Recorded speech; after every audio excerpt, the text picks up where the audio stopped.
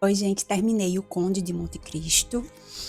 Foi a minha última leitura de 2025, ainda não fiz resenha, mas eu tenho muito o que falar.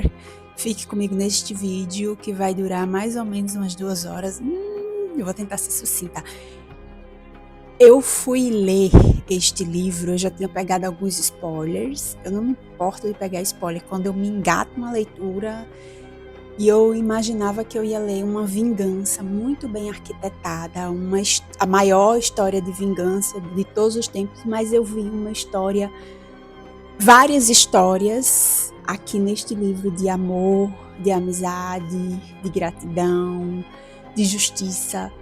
E não tem como dar menos de 10 estrelas para esse livro, e entendo por que ele é um clássico atemporal, por que esse livro desse tamanho já foi lido por milhares e milhares e milhares e milhares de pessoas, porque não tem como você não se encantar com a construção dessa história, com a construção dos personagens. Agora vamos falar da história? Aqui a gente vai acompanhar uma saga de injustiça contra o Edmundo Dantès. Ele era um marujo que volta de uma viagem onde o capitão do navio falece, ele assume esse cargo de capitão, e o patrão dele o nomeia, e ele fica muito feliz. Ele vai ver o pai dele, vai ver a noiva dele, que é a Mercedes, só que em volta dele tem pessoas muito, muito invejosas, e essas pessoas invejosas vão destruir a vida dele. Vão fazer uma denúncia caluniosa contra ele. Ele vai ser preso secretamente em uma ilha para condenados, a ilha de If, e lá ele vai passar 14 anos preso, isolado de tudo e todos, até ele conseguir, ele não, o companheiro, o colega de cela logo abaixo dele, conseguir fazer um túnel e chegar na cela dele, eles ficarem amigos, sem que os guardas descubram. E esse companheiro, ele é tido como louco, porque ele diz que tem uma grande fortuna, e todo mundo que chega lá nessa ilha dos condenados, ele oferece essa fortuna, e todo mundo acha que ele é meio biruta, só que ele é tipo um engenheiro, um arquiteto, um padre, um frei, uma pessoa formada em tudo. Ele é uma pessoa inteligentíssima, com conhecimento sobre tudo. Ele é meio que psicólogo do Edmundo Dantès, e a gente vai acompanhar a conversa deles, como ele, aos poucos, vai fazer o Edmundo Dantes, porque ele está lá na prisão sem entender o que aconteceu com ele. Vai fazer o Edmundo entender o que aconteceu com ele, entender que ele foi vítima de pessoas cruéis e moralmente. E dessa forma, eles vão construindo uma linda amizade que você lê, você, ai meu Deus. Chega um determinado momento que esse amigo dele falece, e ele toma o lugar do amigo na cela, e ele acha que vão enterrá-lo.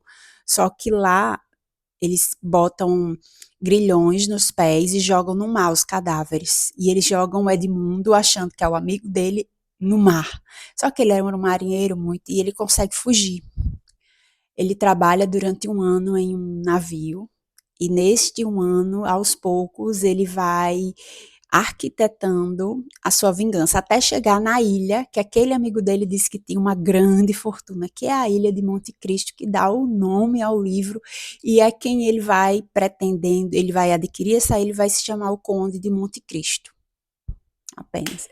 E assim ele retorna para a alta sociedade francesa, arquitetando muitas coisas, e vai se vingar um por um de todos que o fizeram mal. Cadê o pai dele? Cadê a noiva dele? Então, o pai dele, para vocês terem uma ideia, faleceu de fome. O Edmundo é que sustentava o pai, então ele morreu, além de tristeza, de fome, de não ter o que comer em casa. Isso instiga mais a ele destruir aquelas pessoas que tanto mal fizeram a ele. E você vai entender, você está lendo o livro, de repente começa a história de uma pessoa que, olha, o narrador, escutem aqui essa história, e começa, e lá na frente você vai entender por que ele contou essa história, apenas. E aos poucos ele vai se vingando um por um, e a maneira como aí você vai assistindo, e você vai, foi por isso que ele fez aquilo, foi por aquilo. Só que no meio de tudo isso, de tristeza, de dor, de revolta, de vingança, tem muito amor, muita justiça, muita amizade, gratidão, tem coisas muito bonitas de se ler. em qualquer livro. Então, assim, foi uma das minhas leituras favoritas de 2025 e eu espero ter melhores, outras tão boas quanto essa leitura. E Alexandre Dumas, ele também escreveu Quebra-Nozes e também escreveu Os Três Mosqueteiros, que eu também quero ler.